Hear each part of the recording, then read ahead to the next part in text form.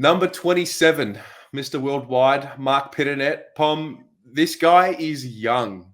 He is young. He has got youth on his side.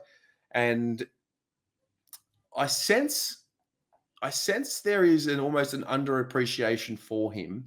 And the reason why I sense it is because I think there is this notion that Tom de Koning just going to be this athletic superstar ruckman for us. And I think the reality is right here, right now, if you're picking your team for round one, I know that Tom de Koning at the time of filming this has had a bit of a shoulder issue, but if they were both fit and firing, I'm just not sure you're picking Tom.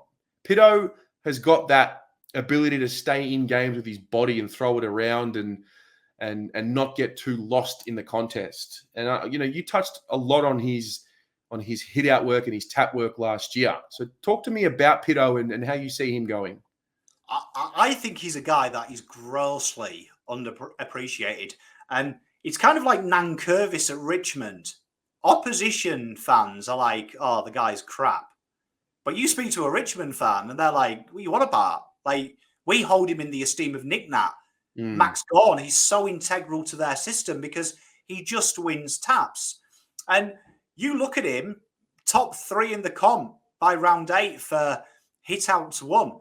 And you actually look at Carlton's structure, and we covered it, I think, every week in the scouting report. We're so bad around the centre contest. So it didn't matter if he was winning. They were going into the hot zone below his feet. We simply couldn't get to them, and we simply weren't structured enough to do it. So I think if you're judging a ruckman of what you want him to do, well, give you first use. He did his part of the bargain. The problem is no one else held it. So I don't mind Pittonet. I think people say that, oh, he's got no mobility and things like that. But I'd also counter. You look at some of the games this year, creeping up forward, being that relief forward, getting in the positions, taking the mark, snagging, also going behind the ball. He's got them things. They're just underappreciated. I like Marc Pittonet. And for me, I think you're picking TDK round 1 based on something that's fictional. What if? If you're picking it how you pick a football team on now, Pittonet hasn't got any competition for the best ruckman at Carlton Football Club. I think so too. You touched on a point in the Luke Parks preview where you were saying Parks is the type of player that anyone coming up below him he's going to make it really hard for them to elevate past him. And I look at this situation with Pitto and TDK, not too differently. If Tom is going to be this superstar, athletic ruckman, that can do it all and be an extra midfielder, well, he's going to need to have a physicality about him that supersedes what Pitto does. Because Pitto's strength is exactly that. His strength. He's not afraid to throw his weight around, and to be honest, I think that's part of the thing we've lacked for the most part in our teams for too many years. Not enough guys who don't want to do, the flashy thing. They want to do the gritty thing. They want to throw their weight around. And I think when I think about that point and I couple it with another point about the group accepting him, I remember there were times last year, I think if we go back to the Port Adelaide game where he got in a little bit of a scrap with Scott Lysette on the ground and none of the teammates come around to help him. I just wonder about, has he fully got the backing of his teammates? And I don't want to see situations this year where he goes to fly the flag for a teammate, but they don't do the same thing for him. Spot on. He seems an amiable guy, though, doesn't he? There was a few videos towards the end of last year. Him and Harry did, some of them little TikTok things. He seems like he's got a good sense of humour. He seems like a real personable guy. I do get the vibe he's weird.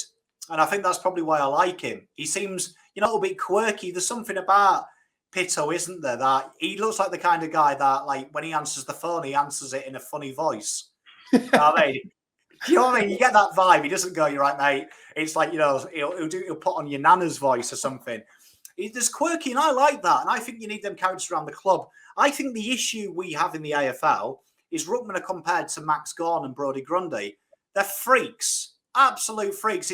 It's like comparing any guard to Michael Jordan. Like, do you know what I mean? It's like he's a freak of humanity. We've just happened to have 2 in 1 year cross, but they're rare. I think you look at the AFL as a whole, you've got Sean Darcy, who is like Pittonet, big, strong, burly, old school ruckman.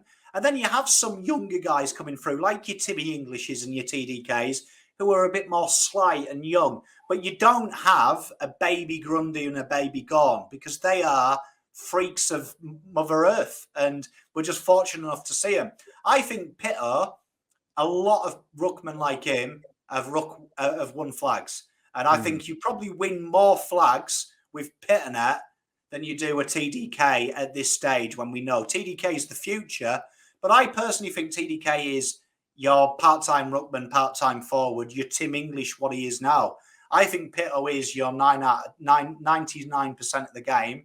You play him in the ruck and he just does the workhorse. And one thing I liked about training, Chera and Walsh seem to read them taps and the structure around him, just because he plays the Hawthorn way. The tap comes down at his feet. Carlton don't play like that. And that's something that killed us last year. The midfield weren't willing to get under his feet. They kind of are waiting for it to be creatively passed. And I think that that's the way to go. The top ruckmen drop it down at the feet and they're just good at the contests. We simply weren't.